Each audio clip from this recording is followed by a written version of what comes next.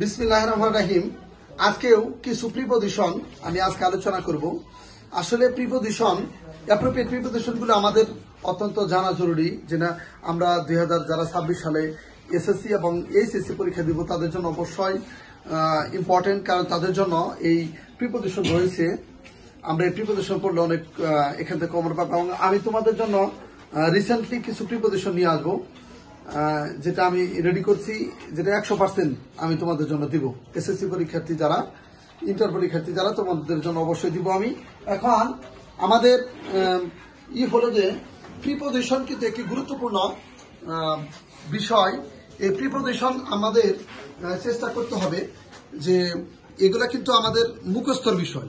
মুখস্থ না করলে কিন্তু আমরা এগুলা মনে রাখতে পারবো না, কারণ এটা মুখস্থের মাধ্যমেই আমরা কিন্তু এটা সঠিক সুস্পষ্ট ধারণা পাবো। অনেক সময় মনে থাকে না।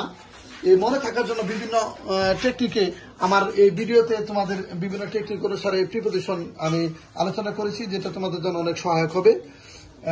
এই মুহূর্তে আমি কিছু প্রিপজিশন আলোচনা করি, যেমন প্রিফার টু অর্থ পছন্দ করা। প্রিফারের পরে কোন প্রিপজিশন বসে? টু। প্রিফার টু অর্থ কি বলো তো সবাই? পছন্দ করা। হ্যাঁ, প্রিফারেবল টু। এখন প্রিফার থেকে প্রিফারেবল, প্রিফারেবল টু অর্থ পছন্দনীয়। প্রিফারেবল টু অর্থ কি বলো? পছন্দনীয়।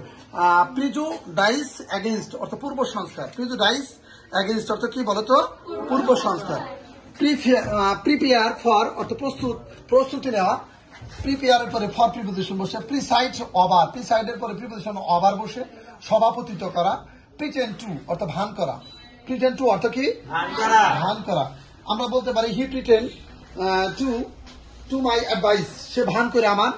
হি প্রিটেন্ডেড টু মাই অ্যাডভাইস, সে আমার উপদেশ অনুসারে ভান করে। তাহলে এখানে প্রিটেন্ডের পরে প্রিপজিশন টু বসেছে। প্রিটেক্সট ফর অর্থ সলভ। প্রিভেন্ট ফ্রম অর্থ বিরত থাকা। প্রিভেন্টের পরে কোন প্রিপজিশন বসে? ফ্রম। প্রিভিয়াস টু অর্থ কি? পূর্ব। প্রিভিয়াস টু অর্থ কি? পূর্ব। প্রে টু অর্থ স্বীকার স্বরূপ। প্রাইড ইন গর্ব। প্রফিসিয়েন্ট ইন অর্থ দক্ষ। এখানে মনে রাখতে হবে কোন কোন ওয়ার্ডের পরে কোন প্রিপজিশন বসে। প্রফিসিয়েন্ট ইন অর্থ দক্ষ। প্রফিট বাই লাভবান হওয়া। আর প্রফিটেবল টু অর্থ লাভজনক। প্রহিবিট ফ্রম বিরত রাখা। প্রম্পট ইন তৎপর। প্রোটেক্ট ফ্রম রক্ষা করা। প্রোভাইড এগেইনস্ট দুর্দিনের জন্য সঞ্চয় করা। প্রোভাইড উইথ দেওয়া। কোয়ালিফাইড ফর অর্থ উপযুক্ত। এবার আমরা তারপরে এই সিরিয়ালে আসি কিউ দিয়ে। আমরা পি শেষ করলাম, পি এর পরে এখন কিউ। কোয়ারেল উইথ অর্থ কারোর সাথে ঝগড়া করা। কোয়ারেল অ্যাবাউট অর্থ বিষয়ে, কোনো বিষয়ে কলহ, কোনো বিষয়ে কলহ।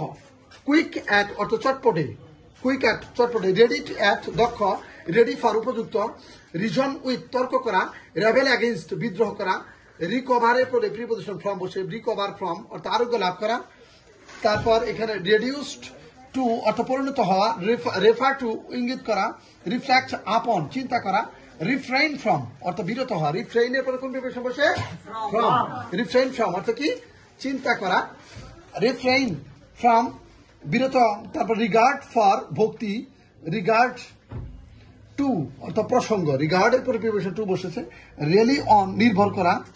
এখানে রেলি অন অর্থ কি বলতো? নির্ভর করা। রেমেডি ফর অর্থ প্রতিকার। রেমেডির পরে কোন প্রিপজিশন বসে? ফর। এভাবে আমার SKRS লার্নিং ইংলিশে তোমরা দিন নতুন আপডেট ভিডিও পাবে, এবং ইংরেজি গ্রামারের মধ্যে কিন্তু প্রিপজিশন, যেটা আসলে এটা আমাদের মূল কথা, এখানে মুখস্থ শিখতে হয়। এবং এই প্রিপজিশন তোমাদের জন্য অবশ্যই এমন কিছু প্রিপজিশন আমি শর্ট আকারে শর্টলি প্রিপজিশন নিয়ে আসবো, ওগুলো পড়লে এসএসসি তে কমন পাবে ইনশাল্লাহ। আমি এরকম চমক তোমাদের জন্য নিয়ে আসবো। এবং আমার অন্যান্য গ্রামারের যে আইটেমগুলো আছে সেই ভিডিওগুলো তোমরা দেখবে, আমার বোঝানি কেমন হয়। এবং কোনো বিষয়ে যদি তোমাদের ইংলিশ গ্রামার সম্পর্কে জানার থাকে অবশ্যই আমাকে কমেন্টসে জানাবে। আমি তোমাদের জন্য অত্যন্ত সুন্দরভাবে ভিডিওটা করে আমি সেই কমেন্টসে তোমাদের অ্যান্সার করবো। Many many thanks for all the students and outside of my camera, and many thanks for watching my video. Thank you. Thanks for everybody.